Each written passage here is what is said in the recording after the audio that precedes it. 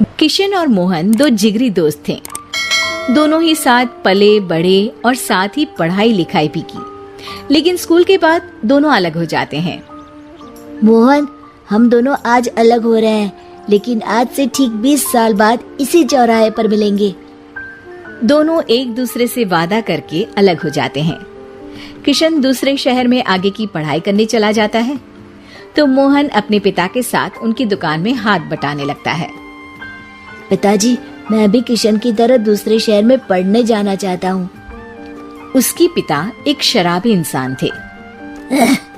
अरे बेटा, तू क्या करेगा शहर जाकर? अरे पढ़ाई करने के बाद किसी की ऑफिस में नौकरी है ना। अरे वो तुझसे ढेर सारा काम करवाएगा और बदले में 4 अठन्नी पकड़ा देगा। तो राजा है राजा, अपनी दुकान में बैठ बच्चा। पर पिताजी, ये गल्ला तोलना मुझे अच्छा नहीं लगता। अरे इसी गल्ले को तोल तोल कर तो मैंने तुझे पढ़ाया लिखाया, इस लायक बनाया, और आज तुझे ये गल्ला तोलना अच्छा नहीं लगता। ये बोलकर वो मोहन को एक जोर का थप्पड़ लगा देते हैं। मोहन को थप्पड़ से गुस्सा आ जाता है और वो घर छोड़कर चला जाता है। 1-2 दिन भूखा रहने के बाद मोहन को पिता की बात याद आती है। ऐसा कौन सा काम है जिसमें खुद के लिए मेहनत करना और ज्यादा से ज्यादा पैसा हो? वो सोच में पड़ जाता है कि तभी उसे घोड़ों की आवाज आती है। वो एक पेड़ के पीछे छुप जाता है और जहाँ देखता है कि डाकू कैसे एक चादर फैलाते हैं और उसमें ढेर सारे सोने के गहने डाल देते हैं। डाकुओं का सरदार बोलता है, चलो, एक दिन मेहनत की, अब बाकी के महीने राजा बनकर गुजारेंगे। सारे जोर जोर से हंसकर वहां से निकल जाते हैं। अरे वाह, ये तो सच में बड़ा ही अच्छा बिजनेस है।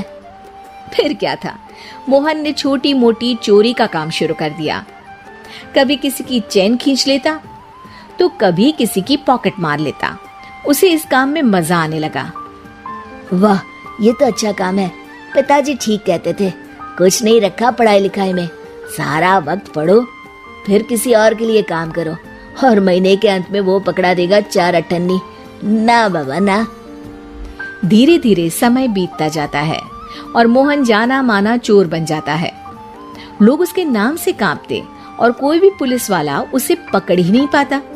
सभी उसका चेहरा पहचानते, लेकिन वो कहाँ रहता है ये किसी को पता न था। फिर एक दिन वो भी आ जाता है जब मोहन को किशन से मिलने का दिन याद आता है। ओह, 20 साल बाद आज ही का दिन है जब मुझे अपने यार किशन से मिलना है। और फिर वो उस शहर में जाता है और चौराहे में खड़ा हो जाता है। काफी समय तक वो अपने दोस्त का इंतजार करता रहता है, लेकिन वो नहीं आता।